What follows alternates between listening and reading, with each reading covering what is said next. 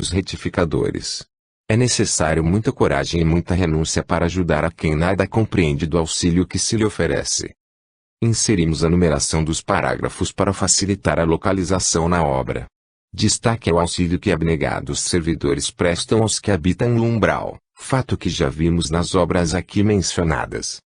De ação e reação, 10º livro da série, destacamos estes 2 trechos. André Luiz: sabíamos que a morte do corpo denso era sempre o primeiro passo para a colheita da vida e, por isso, não ignorávamos que o ambiente era dos mais favoráveis à nossa investigação construtiva, porque o imenso umbral, a saída do campo terrestre, vive repleto de homens e mulheres que vararam a grande fronteira, em plena conexão com a experiência carnal.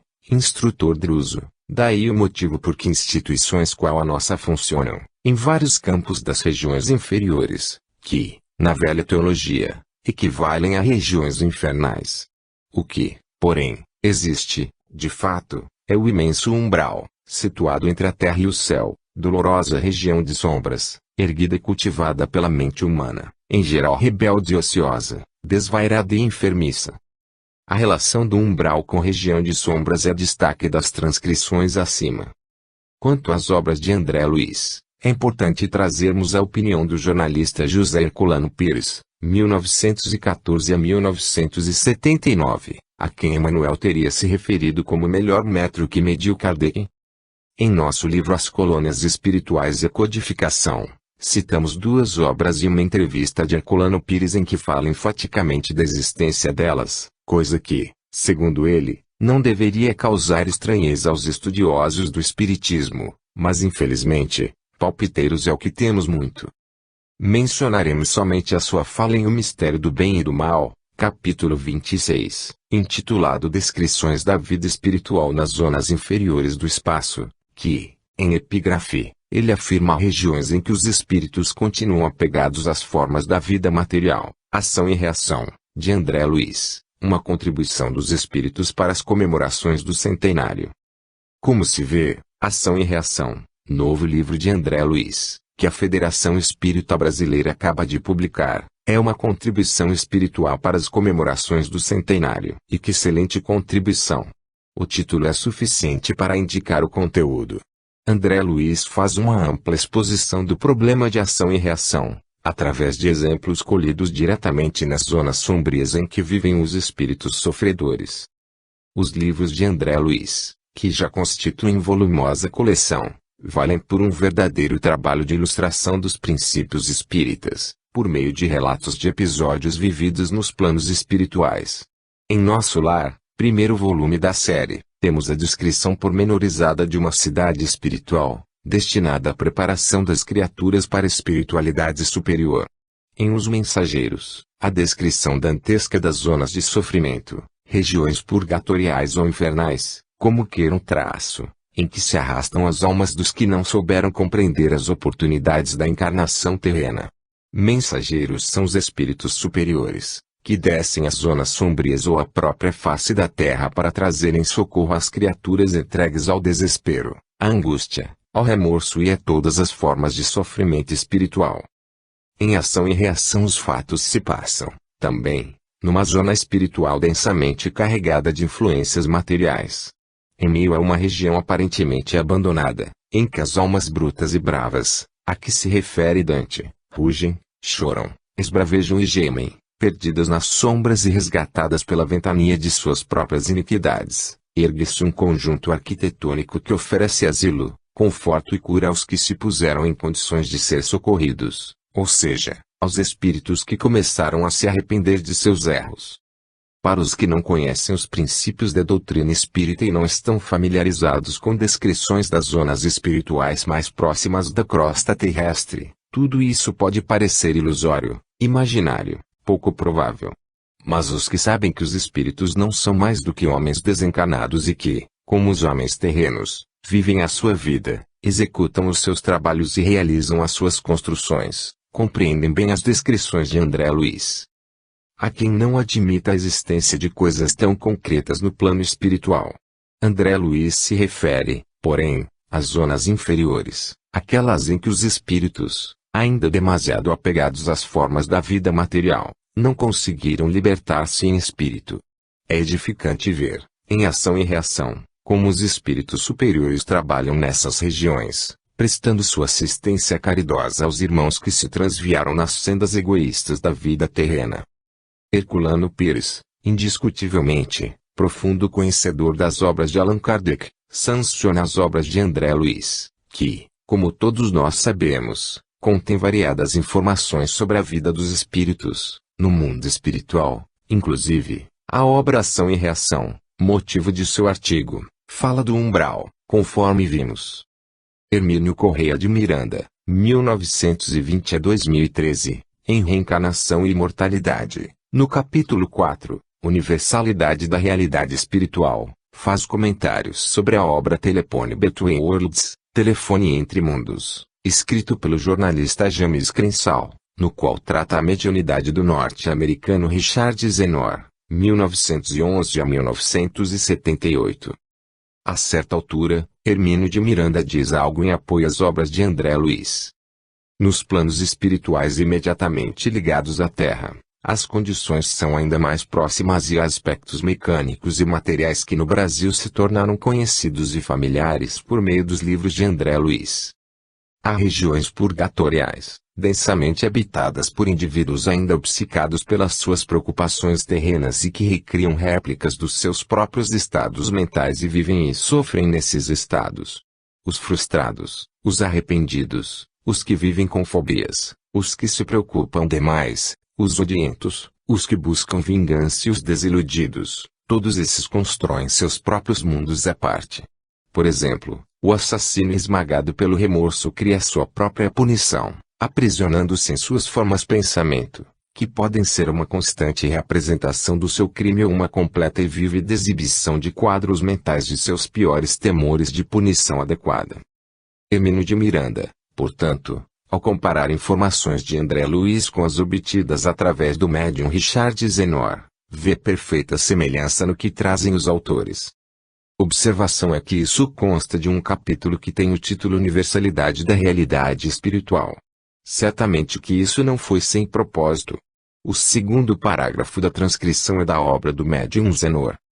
Em Testemunhos de Chico Xavier, Sueli Caldas Schubert, escritora e expositora, também fala algo sobre as críticas às obras de André Luiz.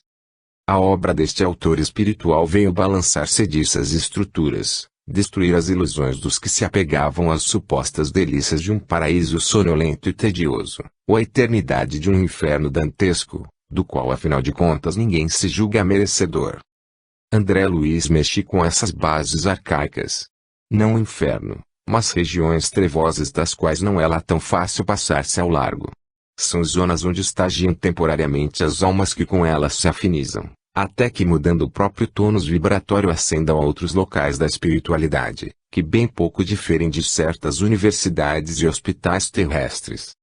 Saber das minúcias dessas regiões e, sobretudo, que os espíritas não têm lugar comprado nos seus ou zonas superiores não agradou a alguns. Allan Kardec não trata dessas minúcias da vida espiritual na codificação. Não houve tempo e nem seria o momento certo. Os espíritos são errantes, vivem na erraticidade, eis o ponto essencial dos ensinamentos sobre o assunto.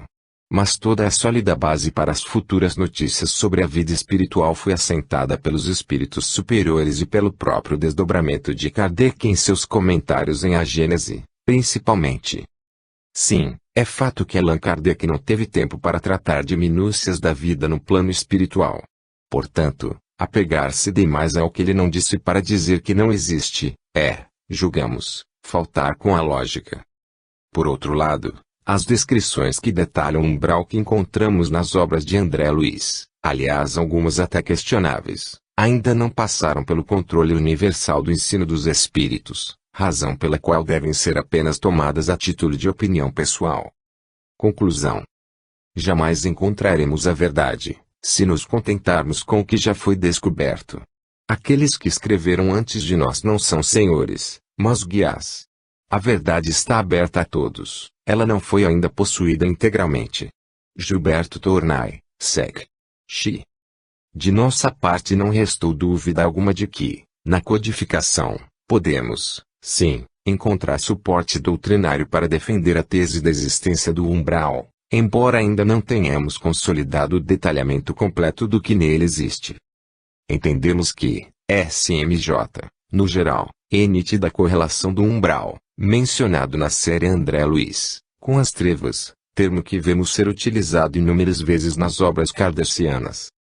Ademais, essa ideia não causou nenhuma estranheza a Herculano Pires que, em mediunidade, vida e comunicação, tece a seguinte consideração. As experiências da prática espírita revelaram a situação desesperada em que se encontravam, na ressurreição imediata, não da carne, mas do espírito dos mortos, os que haviam tripudiado sobre os ensinos do Mestre. Kardec, em O Céu e o Inferno, provava a possibilidade de saber-se, neste mundo, o que se passa no outro. Os quadros das aflições umbralinas, dos espíritos que não conseguiram ir além dos umbrais da terra, permanecendo nas regiões inferiores do mundo espiritual eram realmente infernais, embora não tanto como na imaginação dos teólogos, torturadores criadores de demônios. Os que haviam, por seus méritos, alcançado os planos superiores, não viviam entre anjos em revoadas, mas gozavam de situação realmente feliz. Pelo que conseguimos levantar nessa pesquisa, que foi muito além da superfície, como muitas vezes acontece por aí, só podemos concordar com Herculano Pires. Nos chamaram a atenção os seguintes textos constantes das obras Nosso Lar e o Céu e o Inferno. Nosso Lar, capítulo 12, 7º parágrafo. O umbral funciona, portanto, como região destinada a esgotamento de resíduos mentais, uma espécie de zona purgatorial, onde se queima prestações e o material deteriorado das ilusões que a criatura adquiriu por atacado, menosprezando o sublime ensejo de uma existência terrena. O Céu e o Inferno, segunda parte, capítulo 2, Jean Reinaldi. Compreendi a erraticidade, este laço intermediário entre as encarnações, esse purgatório onde o espírito culpado se despoja de suas vestes manchadas para se revestir uma roupa nova, onde o espírito em progresso tece com cuidado a roupa que carregar de novo e que quer conservar pura. Compreendi, eu vos disse, e sem professar continuei a praticar. Em nossa maneira de ver, o que é dito em ambas são pontos muito semelhantes, até acreditamos ser bem difícil de negar isso, que não é impróprio ver uma forte correlação entre as duas. Resolvemos postar esses conceitos em nossa página no Facebook. O interessante é que não tardou a aparecer alguns comentários de pessoas que lhes são contrários. Mas, felizmente, tem muitos que entendem a nossa posição. Entre eles, é oportuno citarmos o nosso amigo Iago Toscano Ferrari, administrador do site Grupo de Apologética Espírita, que postou o seguinte: Paulo, acredito que nas obras da codificação, ao tratar do mundo espiritual, Kardec traz o termo erraticidade e não detalha como seriam estes planos. A meu ver, na obra Céu e Inferno realmente o codificador combate as teorias de um lugar de tormento eterno e beatificação contemplativa, mas não descarta uma região transitória como bem colocou você de similitude a uma analogia ao purgatório, por falta de termo técnico à época. André Luiz, por experiência própria, desenvolve a parte segunda da obra Céu e Inferno um conhecimento mais detalhado desta zona, também de transição, tal como temos inúmeros relatos de padecimentos morais relatados no que comumente conhecemos de umbral, tal qual os espíritos sofredores da segunda parte da quinta obra da codificação. O fato de Kardec não deixar os princípios doutrinários encerrados a novos fatos, é justamente para que a doutrina continue o seu progresso das ideias e não encerre conceitos que podem se aprimorar com a observação. Neste quesito, o relato de André Luiz nas suas obras são válidos. Ficamos muito felizes em ver que o nosso pensamento sobre o tema, resultado de profunda pesquisa e não de achismo, não é isolado. Vários confrades pensam de igual forma. Em resumo, fora as obras da codificação, temos fontes que citam esferas espirituais, trevas, etc. Estudiosos/pesquisadores. 1. Léon Denis, Tours, França. 2. Gabriel Delany, Paris, França. 3. Richard Dixon, Melbourne, Austrália. 4. Ernesto Bozano, Gênova, Itália. 5. José Herculano Pires, São Paulo, SP, Brasil. 6. Hermínio Cédio Miranda, Volta Redonda, RJ, Brasil. 7. P. François Bruni, Vernon, França. 8. George W. Meek Franklin, Carolina do Norte, EUA. Relatos de regressão de memória Kims. 1. Albert de Rochas, Paris, França. 2. Eleon Bache, New Jersey, EUA. 3. Eben Alexandre III, Carolina do Norte, EUA. 4. Admir Serrano, Miami, EUA. Experiência de Médiuns. 1. Ivônia Pereira, Rio de Janeiro, RJ, Brasil. 2. Reverendo G. Valho em Birmingham, Inglaterra. 3. Egorina Cunhas Sacramento, MG, Brasil. 4. Sadhu Sundar Singh, sem residência fixa, Índia. 5. Sylvia Brownie, Kansas City, Missouri, EUA. 6. Gladys Leonard Lancaster, Inglaterra. Psicografias/psicofonias. 1.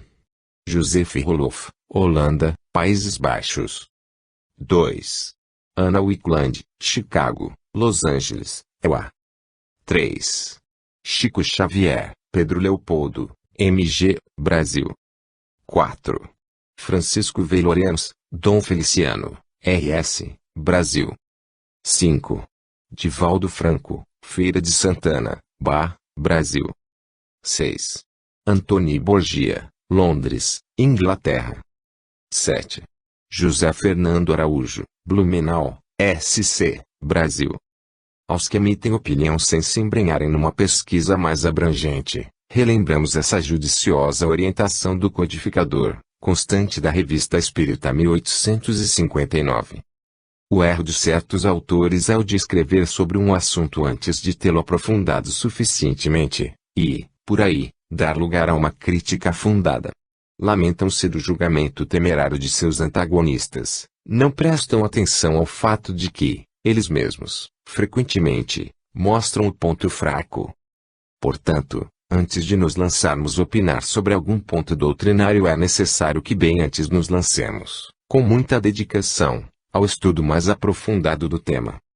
Por outro lado, não podemos agir com viés dogmático, a ponto de pensar que Allan Kardec deveria ter especificado ou detalhado mais sobre variados pontos que, em nossa opinião, sejam importantes. Isso pode até valer para uma situação ou outra, mas julgamos que, diante do enorme trabalho que o codificador teve para desenvolver e explicar as principais bases da doutrina, não lhe sobrou tempo suficiente para entrar nas particularidades de inúmeras coisas dali emanadas. Fim.